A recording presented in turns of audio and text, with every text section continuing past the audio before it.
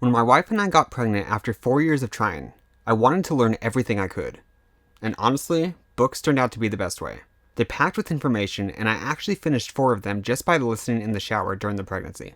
In this video, I'll share the books that made the biggest difference for us during pregnancy, from solid overviews, to decision-making guides, to twin-specific survival tips if that's something that applies to you, and even baby care after they're born. I make a good case for each book here, so if you're wondering what to read to feel more prepared, this list will help. The first pregnancy book I went through was called Bumpin, The Modern Guide to Pregnancy, Navigating the Wild, Weird, and Wonderful Journey from Conception through Birth and Beyond by Leslie Schrock. I considered this the best, solid, all-around, here's what to expect during each stage of your pregnancy sort of thing. It starts even before you get pregnant, has sections for each trimester, labor and delivery, and then even life after for a little bit, or what people commonly call the 4th trimester. Now I have to be completely honest, I don't remember a whole lot of specifics because this was the first book I read, but I remember feeling like I had a solid understanding of the different stages of pregnancy, and how life would change during these 9 months. And while I think it's hard to remember everything after just one book, I learned enough from this one that when my wife mentioned something, like a new symptom or a food she wanted to try, the thoughts returned to me.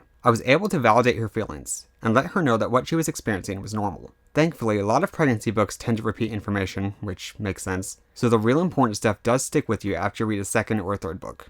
Anyway, I still think this was a really solid read-through, and worth going through first.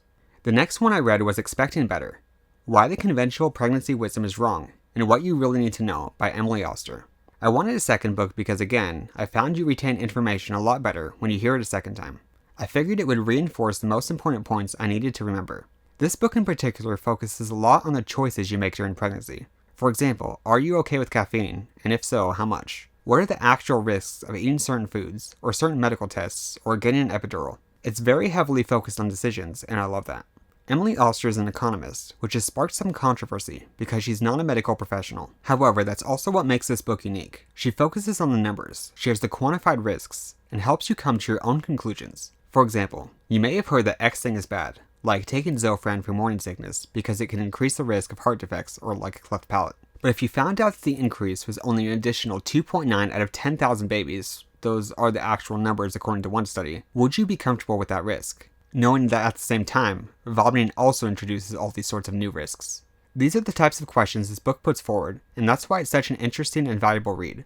It really helps you think, weigh things, and make your own decisions, knowing the numbers and the risks. The only thing I strongly disagree with in this book is the author's opinion of alcohol use during pregnancy.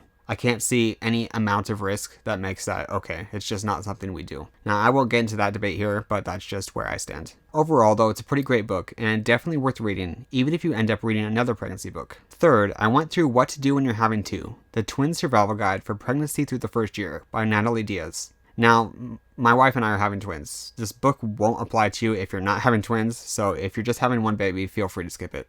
The reason why I chose this book might seem obvious. When you're having 2 babies, it's a lot different than just one. Not only with the pregnancy, but life with 2 babies as well. I settled on this one as my one twin-focused book because the author runs a huge community on twin parents, and therefore is deeply knowledgeable about the struggles a diverse set of parents face, not just her own experiences. I also really liked that it didn't repeat all the basic information you'll find in every pregnancy book. It was focused on what's different for twins specifically, and it was very comprehensive in that area.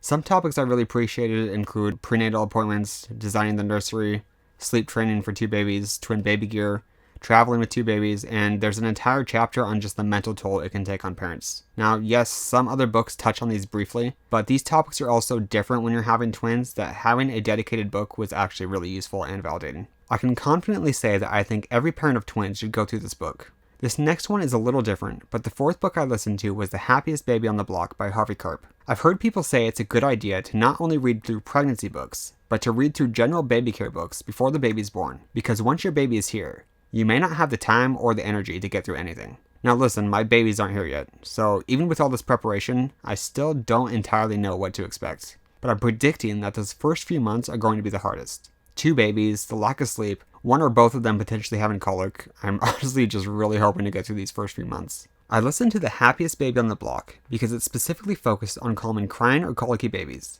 and helping them sleep as peacefully as possible. 2 issues I worry will affect us the most in our twins' first months of life. They teach a process called the 5 S's: swaddling, side laying or laying them on their stomach, shushing, swinging, and sucking a pacifier or breastfeeding to calm them.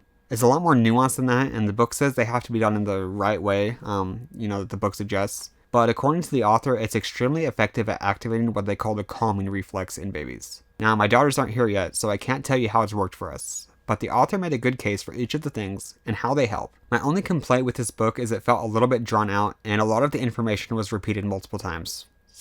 Over and over and over again, actually. The book could have been a lot shorter, honestly, without really losing anything. That being said, I imagine many parents listen to it when they're tired and at their wit's end, and all that repetition, I'll admit, did help me actually remember the content. Finally, the last one on the list is Baby 411, Clear Answers and Smart Advice for Your Baby's First Year by Ari Brown and Denise Fields. I'll admit, I'm not all the way through this one yet. It's also the only one I'm reading through instead of listening to on Audible. The book is arranged as a series of questions and answers covering different aspects of baby care.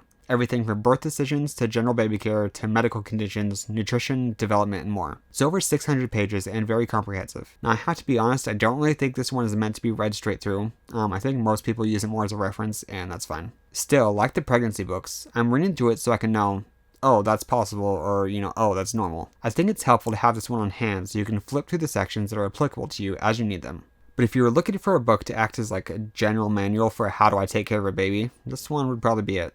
Before I round out the list, I do want to give a special shout out to Pregnancy Day by Day by Maggie Blott. I actually have it here with me. Looks like this. Now, I didn't read through this one straight through, but I did read some of it, and I really enjoyed seeing the pictures of what the baby would look like at each day through the pregnancy. And I'm just going to open up to a random page so you can kind of see. Okay, here, I don't really know if you guys can see that. But it's structured so like each page of the book is a different day of the pregnancy, so you have about one page to read each day. And you get a little picture of what the baby would look like in the top corner, and that was pretty neat. Now, I gotta be honest, you don't necessarily need to read so many books, but they are the highest density of information when it comes to learning about pregnancy and parenting. For the time spent, you learn more than any other format. If you're having trouble finding time to read, Audible is fantastic. I was able to get through the first 4 books just in the time I spent showering throughout the first 2 trimesters, so there was really no excuse. If you have any suggestions, or there are any book suggestions you'd like to share, do us all a favor and leave a comment. I'd love to hear what you have to say. Here on this channel, I'm going to be sharing sort of our own experiences of what we're going through as our twins grow up, so I'd really appreciate it if you would subscribe if you're interested in hearing more about that. Anyway, thanks for watching and wishing you the best.